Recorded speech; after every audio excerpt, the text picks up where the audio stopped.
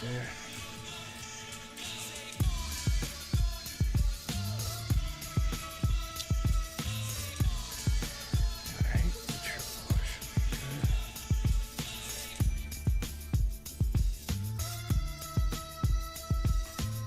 Alright, we are good on the Bleacher Report.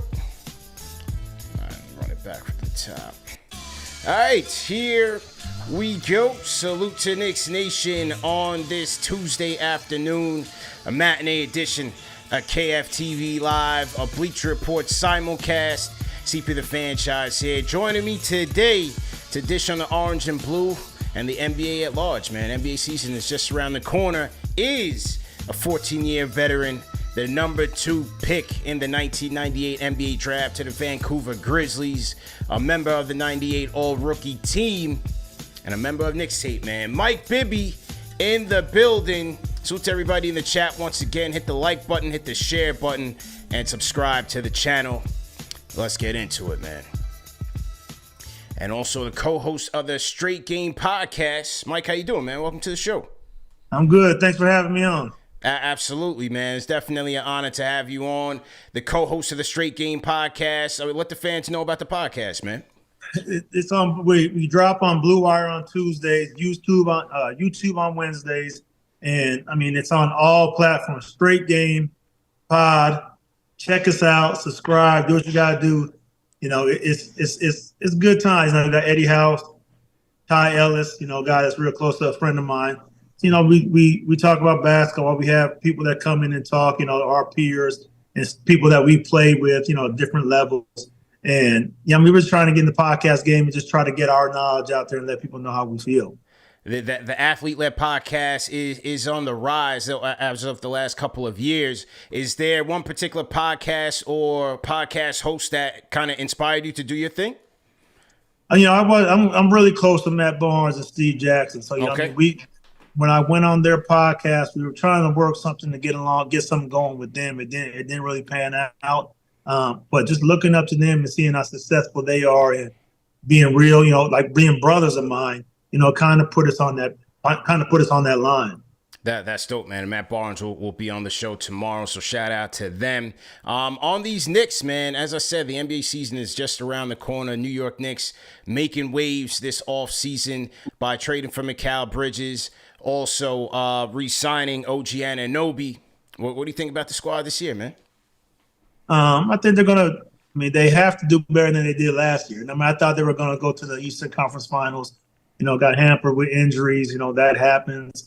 You know, I was at the first game against Philly in New York. So, you know, it was my first game back in the Garden since I last played there. So it was good to be back. You know, the fans treat me well. They always treat me well out there. But I'd like to see them do good. You know, you always want teams that you played for, you know, to kind of be successful so you could go back, check the young guys out, and watch them play. But I think they're on the up and up, you know, with Jalen Brunson being out there and being the catalyst of that team, being the head of that snake. I think they go as far as he goes. Well, was that your first game watching him in person, like at this stage of his career? Yeah, I mean, that's the first time being in the Garden since I retired when I last played with the Knicks. But just watching him play, I mean, just his aggressiveness and the way he carries his team, he's a soldier. You know, I mean, he goes out there, he puts the team on his back.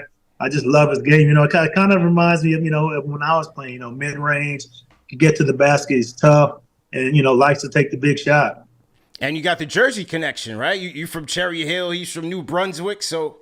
yeah, I mean, everybody say I'm from New Jersey, but I mean, I was born because when my dad was playing for the Sixers, we were driving through back to Philly and ended up having to pull over. Hold on a second. Yeah. Sorry. Mm-hmm. Okay, so we're driving back to Philly, and my mom couldn't hold me no more, so we stopped over, pulled over, had me in New Jersey. Boom, we drove right back to Philly. So it's kind of like a quick thing.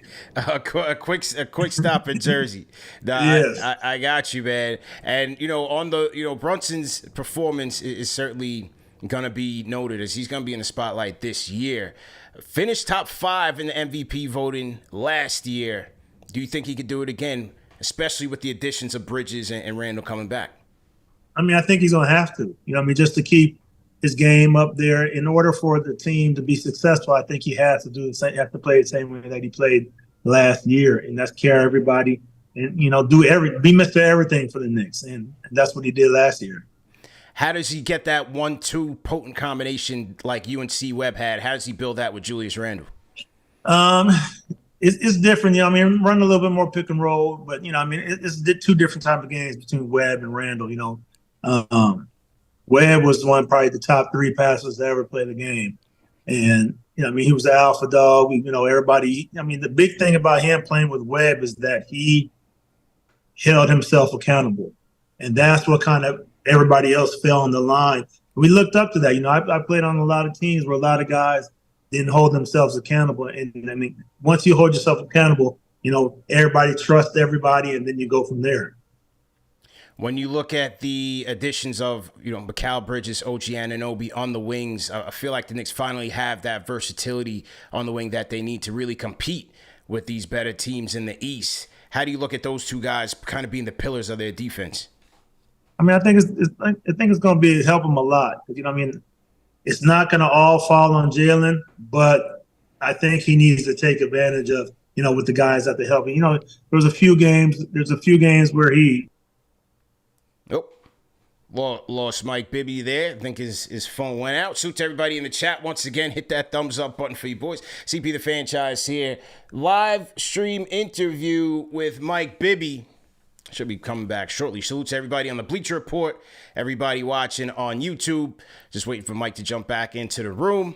Let me shout some people out in the meantime. Knicks Finals in the building. Salute. Okay, we getting Mike back in here. Hang tight. Get Mike back in here. Man. No problem. No problem, man. I ain't got calls. Can you see me? I can't see you yet, but I can hear you. Okay, yeah, there you go. All right, we're going to get you back in here. Okay. Sorry, man. Back to no problem, man. All right, you just gotta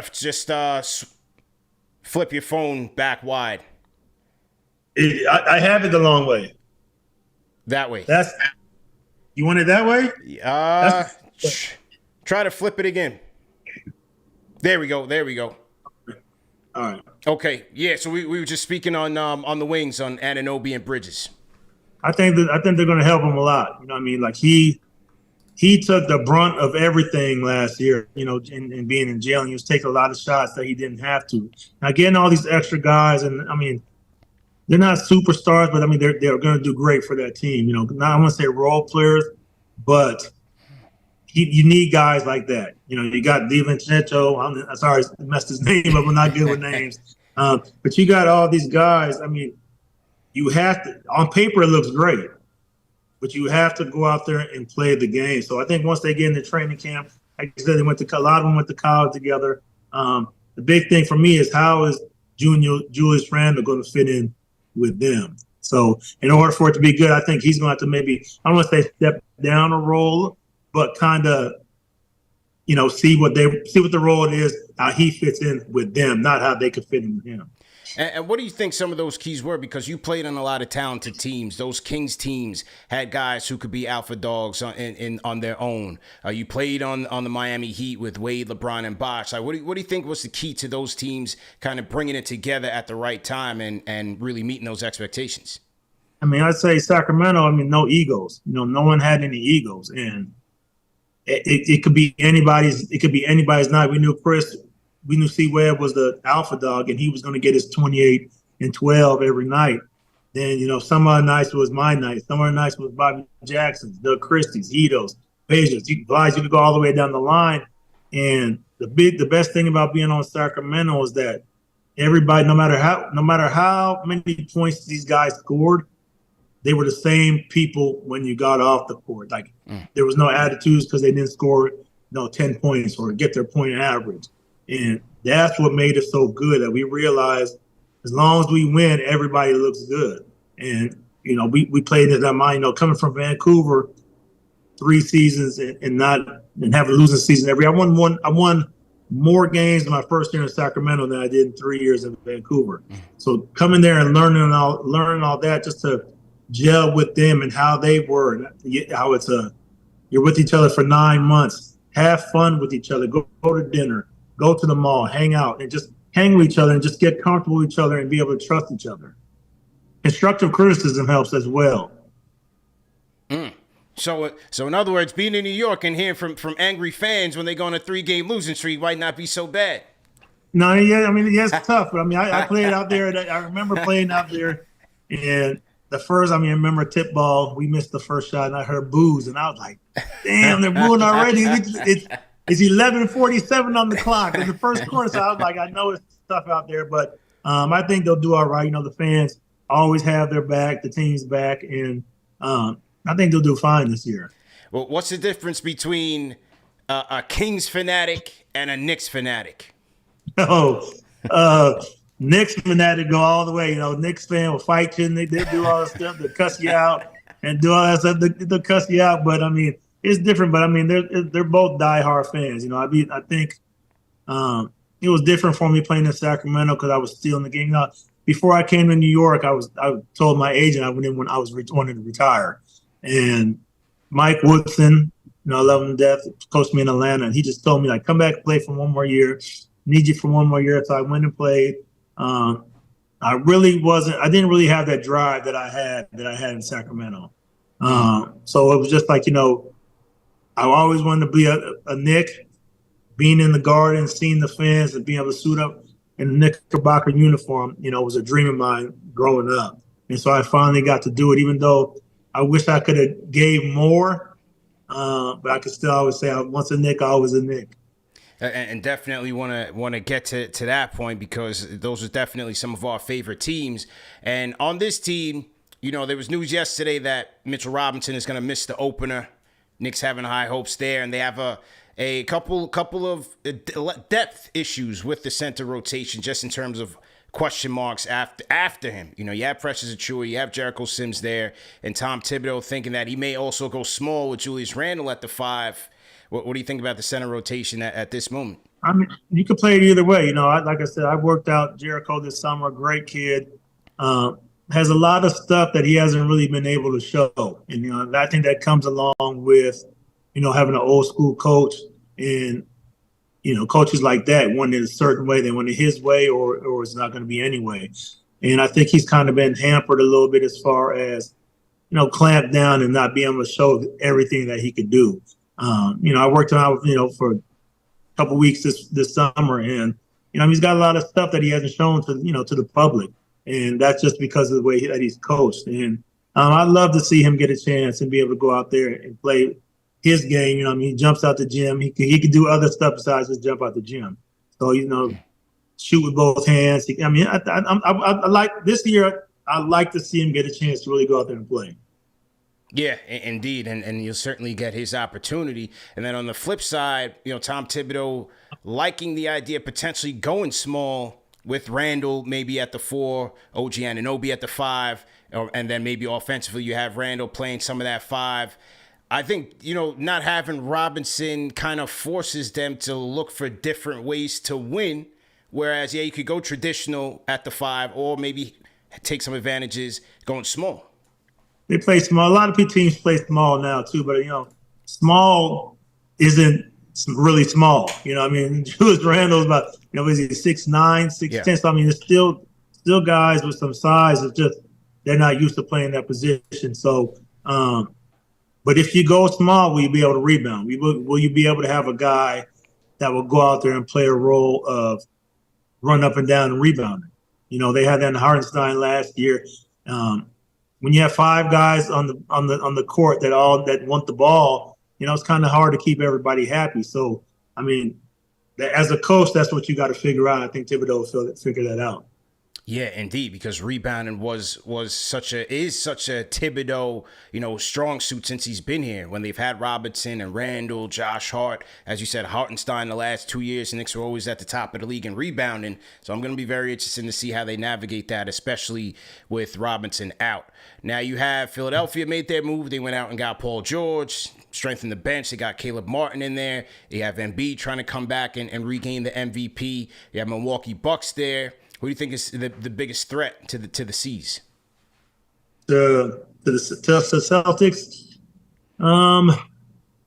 It might be Philly, I think. I mean, I'd want to say New York, but I'd like to see them put together. I'd like to see them put together before, I say that. But I mean, adding Paul George, I think is a big thing. But the biggest thing I think in Philly is going to be who's going to play that second, third role. I think Maxey is making his way up, being the main guy.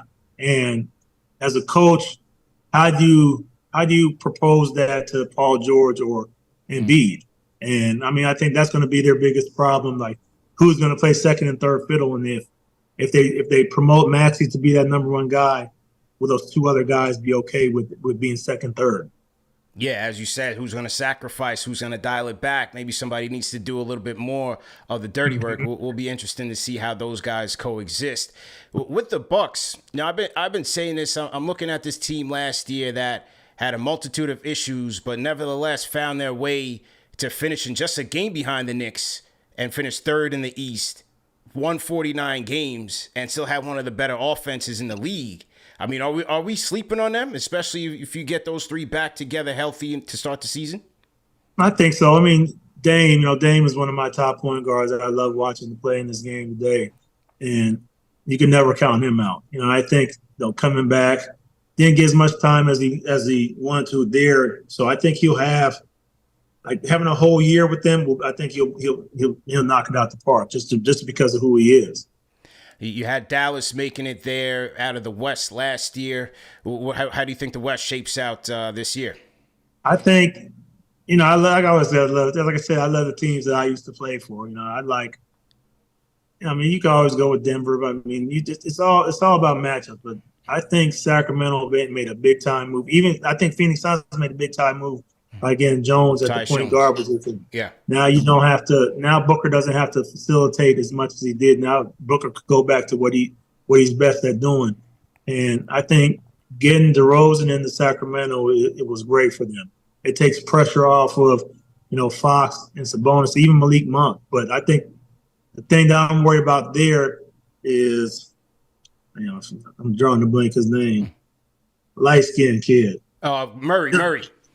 So Keegan, not my mind goes blank. Oh, so Keegan Murray, I don't know if it's going to hamper the way he's getting built. You know what I mean? Because now you got Fox, you got DeRozan, you got Sabonis, you got Monk.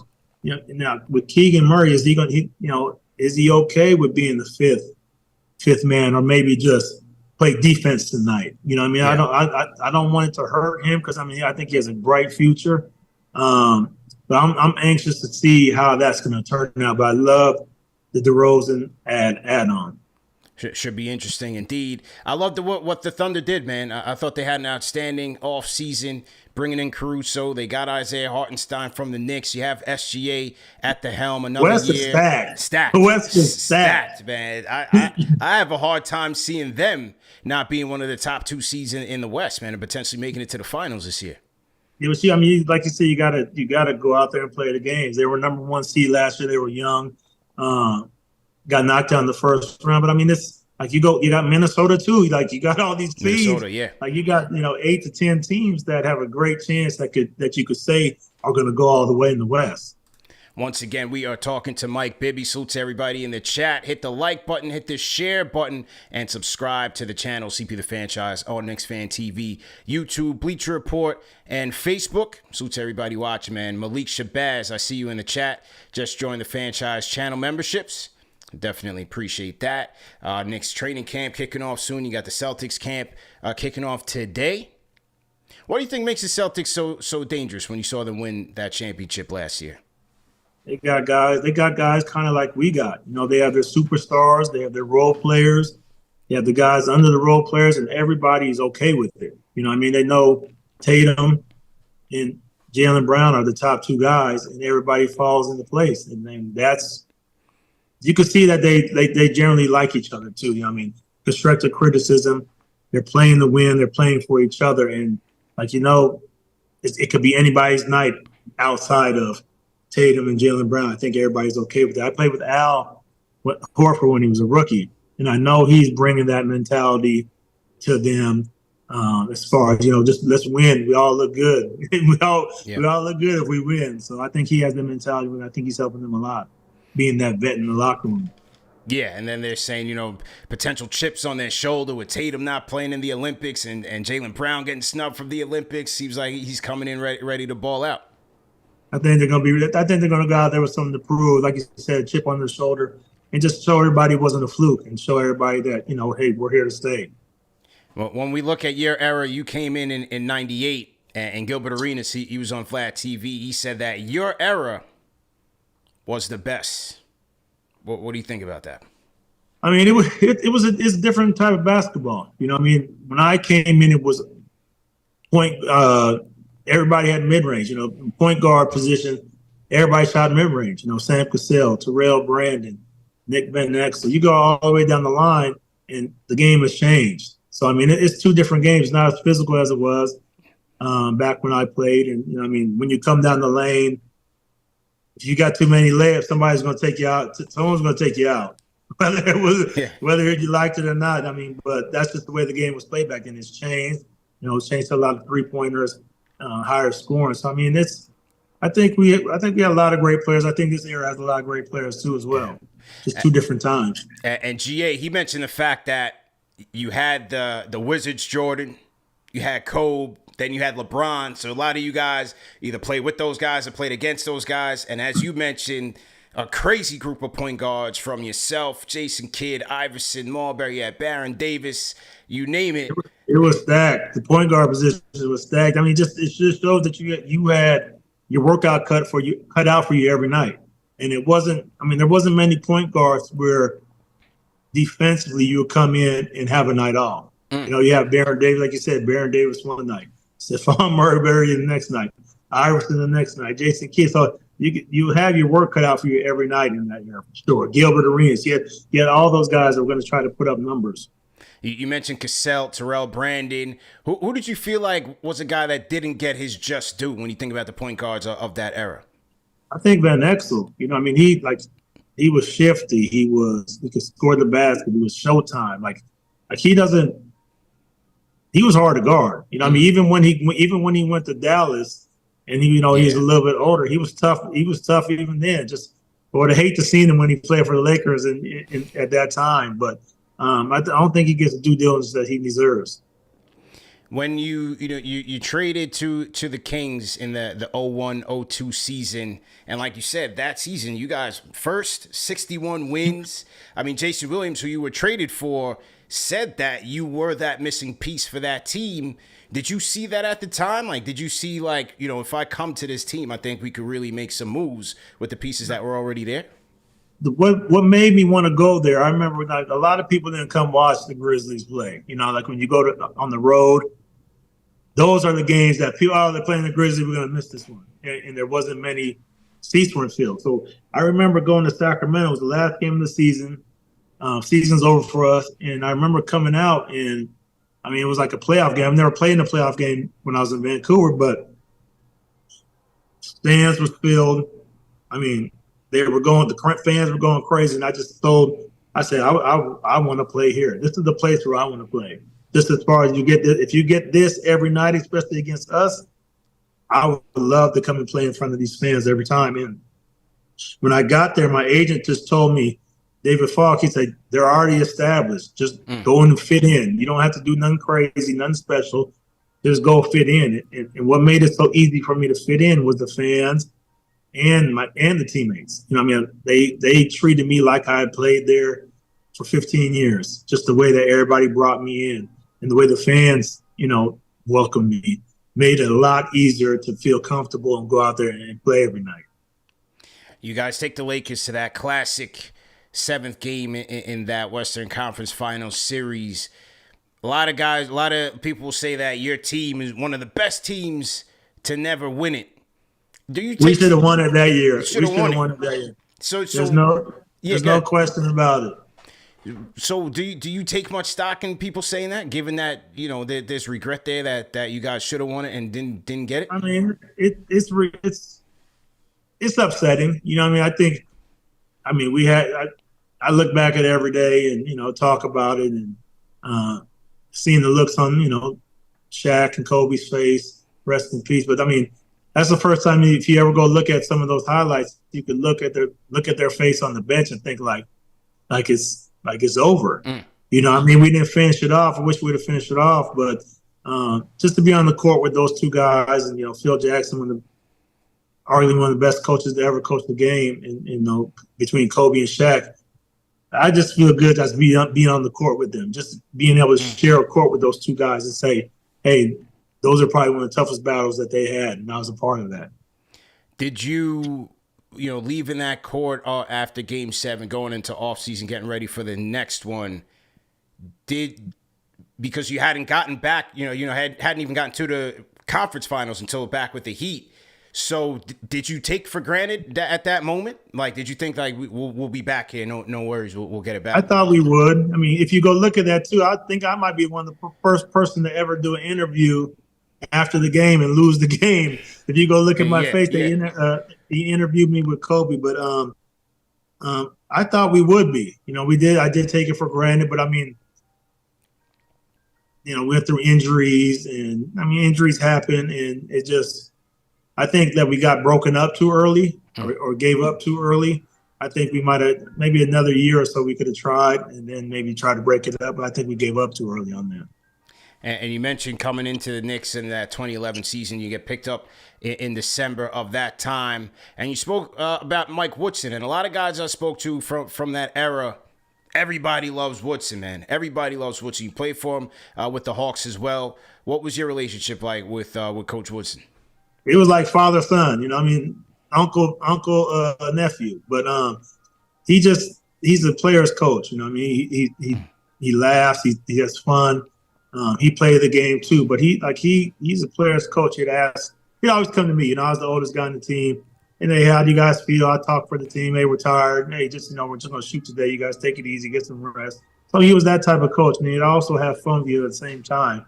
I got a funny story. With him, we're in Atlanta, and I always go sit in his office. And he was like, "Hey, you think I should go try to start a fight with somebody in the locker room?" I was like, "Shit, you better make sure you pick the right guy. I don't want you to get your ass whipped." So he goes in there, he starts a fight with Maurice Evans, and Woody thinks that his coach is going to hold him back, but he's sticks his chest out and no one goes to hold him back. They had to hold Mo back. And so, Mo went ballistic. He was about to go ballistic on him. And, they broke it up, whatever. Chest to chest. And we get in his office. And he's like, that was good, right? I said, shit, you almost got your ass with you lucky they held him back. He laughed, he laughed about it now, him and Maurice, good friends. So, I mean, he knew his role in the thing is just to have fun, bring up the younger guys, and just make it hard. He was always hard on young guys just because that's what guys did. But he's probably one of my top 2 coaches I ever played with. Wow, that speaks highly of him. Certainly does. And during that 2011 season, you spoke about a time that a teammate robbed you, man. Oh yeah. A teammate robbed you. You ultimately was going in my room. Going in your room. Stole $5,000, or was it more than 5 G's? It was 4,200, but it wasn't the first time. It was the first time that he got caught. And you guys caught it on security camera. Yeah, but it was crazy because to tell you the story. So I'd always keep money in my backpack. We have on the plane, whatever. So when I wouldn't check it until I go gamble on the plane. And so every time I go and gamble on the plane, it'd be missing. Like there was like 3 or 4 times it was missing. So I kind of like chalked it up to like, damn, I lost my envelope again. So we're in Chicago and I had money in my backpack. I didn't know where all my shit. If I put something somewhere, I know where it's at. So I get a call. Like I'm going to eat. I used to eat with this guy. So I have money. So I'm walking. So I get a call from him like, hey, did you already go to eat? And I'm like, yeah, I already left. You coming? He's like, no, I'm not going to make it today. So I didn't even think nothing of it. So I was like, dang, you know what? I'm just going to stop, get some more money, just buy some extra money on the plane, whatever. So I go to the ATM, go back to my room and put it back in. And there's a big space between my Bible and where my money's supposed to be. So I'm like, damn, somebody came in my room and stole my money. And so I didn't think none of it. I thought it was like one of the maids because that's the only people I thought could get into the room. So whatever, I called security like, hey, somebody come in my room and stole my money. So he has like 10 papers. So like it is a very sophisticated hotel, like the one that they know what keys. You got a key at this, you got 2 keys at this time, you got 1 key at 8:28 p.m. AM. Your door closed 40 times a day. I think they knew when the door shut, open and closed. They knew, okay, you got a key at 8:28. And I'm like, I didn't get no key. So I'm on the bus and I'm like, hey, somebody went in my room and stole my shit. So everybody's talking, whatever. So security comes on the bus, like, Mike, come here. So I get off, we go to security room. And he was like, this key opened your door. This is the guy getting the key to your room. So we got him on video, getting key to my room, because we know that's what key opened the door. And so we go, like, let's go check his room. So we go up to his room. They haven't cleaned his room yet. And my envelope's ripped up. I could always, like, whatever I have in there, I'll write. If I have 4,000, I'll write a 4 on there. So it was ripped up in the bathroom. So I'm like, hey, look at this. So it's in there. So we already know who it's him. So we go to the arena. Everybody at the arena already knows. He's stressing because he knows he's about to get caught. Tries to make up a lie and say somebody went in his room and stole his earring. So he needs to check on that too. But we know it's him. So I get in there and they don't want me to say nothing. So like, don't say nothing, keep it quiet. This is New York. They'll go crazy out there. So I get in the locker room, so everybody already knew. Bib, what happened? Was it the maid? So they told me not to say nothing. So then Stoudemire goes, oh, it's somebody on the team. It's somebody on the team. So I'm like, oh, shit.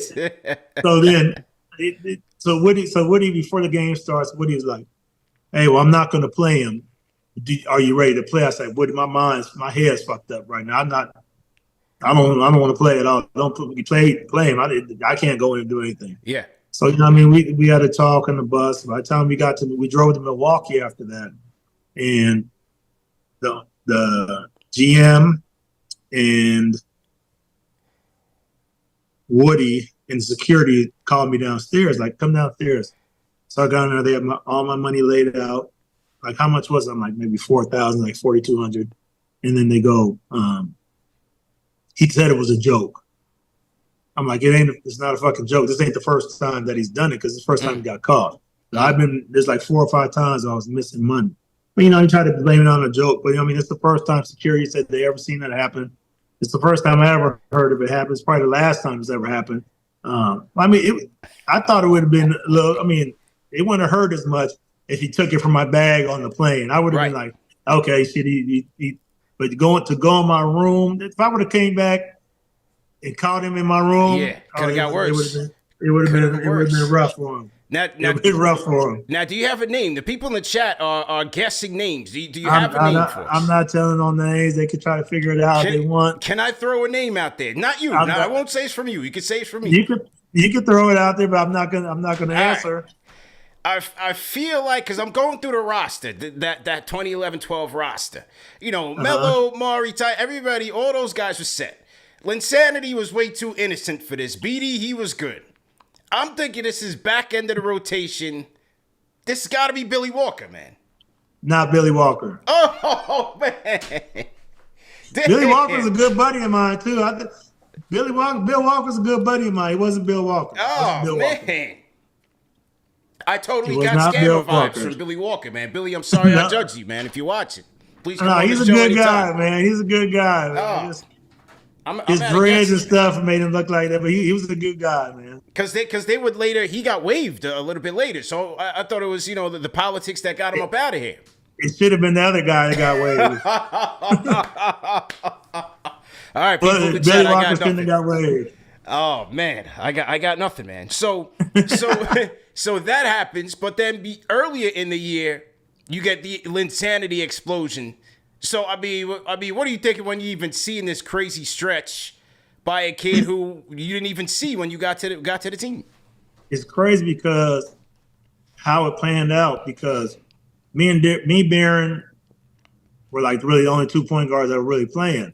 So I think Barron was hurt. We went to Oakland. We played the Warriors. Barron was hurt, so I don't think Barron played in that game. And I think I ended up getting hurt that game as well. So I think they were supposed to cut him before we flew back, but we had both gotten hurt at that game, so they ended up bringing him in, and he ended up having crazy like he was killing superstars. You know what I mean? It was the best, like they said, the best was 7 games, that like the top 3 games in NBA history. Like he was killed. Like it was crazy just to see. Like, and they were trying to fuck him up too. Like it was physical. Like they were roughing him up back there too. And he held his own too. And it was good to see him because, you know, if he wouldn't have got that chance, you know, he probably would have never been able to play. But that just shows you that a guy could play like that and could never get a chance just because of political stuff.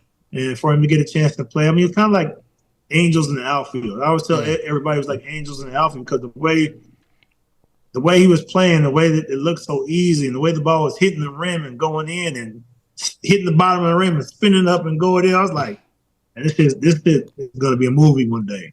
And that's just the way it was. And so it becomes a movie, but by the end of the season, you the last man standing. So when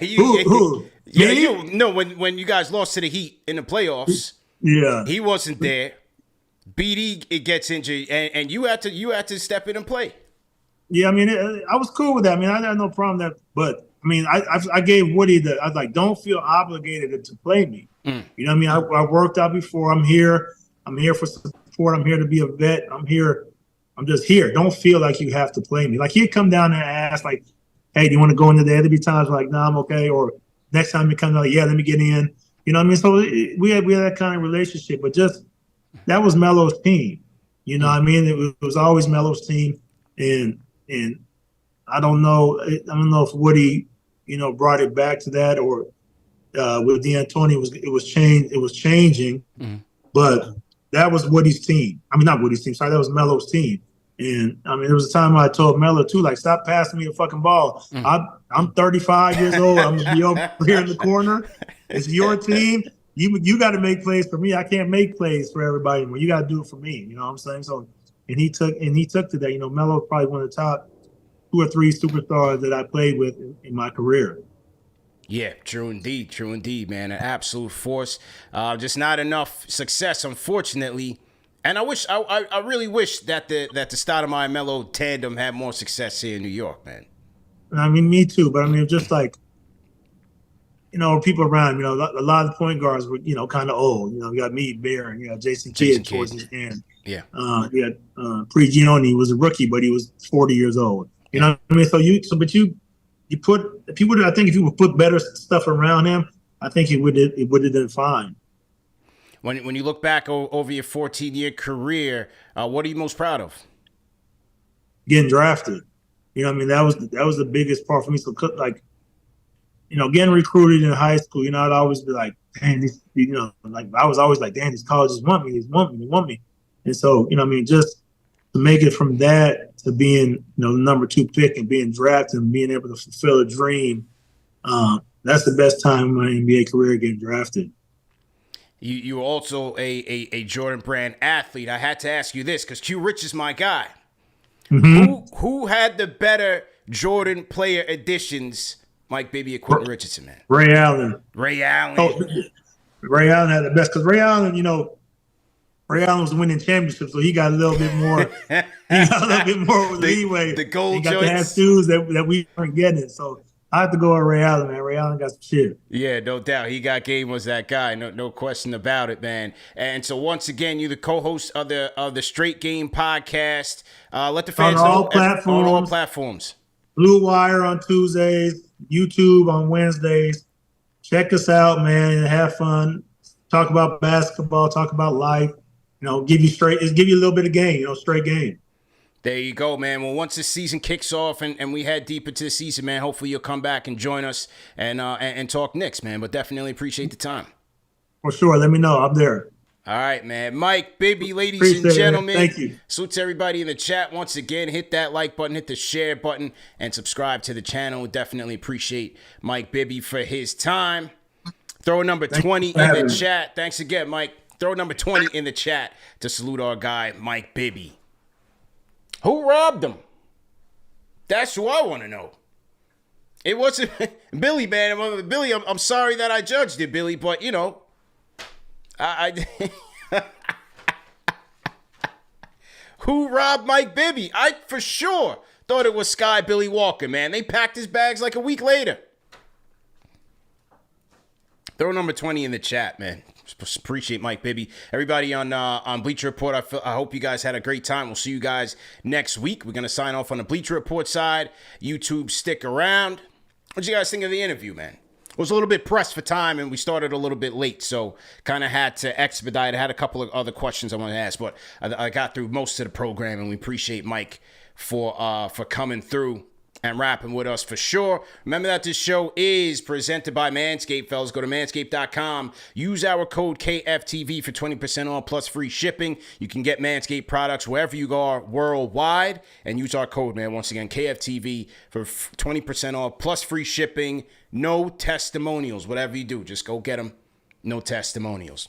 What a story, Talento. All this time I'm thinking, you know, Knicks tape and the whole squad is together and Shumpert and 3 to the dome, all of that. You got guys getting their pockets raided. Unbelievable. So that was our guy. That was Mike Bibby, man. Check him out. Straight Game Podcast on the Blue Wire Podcast Network. Matt Barnes coming through tomorrow. Matt Barnes coming through tomorrow, I think 2:15 p.m. So if you guys got questions for Matt Barnes, throw it in the chat, throw it in the comment section, and let us know, man. I thought it was Billy. I thought it was Billy Walker for sure. I mean, I'm just going to pull up the roster. I don't really have time to pull it up on the screen. I'm just going to pull up the roster real quick. I mean, Let's take a look at this here. Carmelo? No. Or was it Ronaldo Balkman?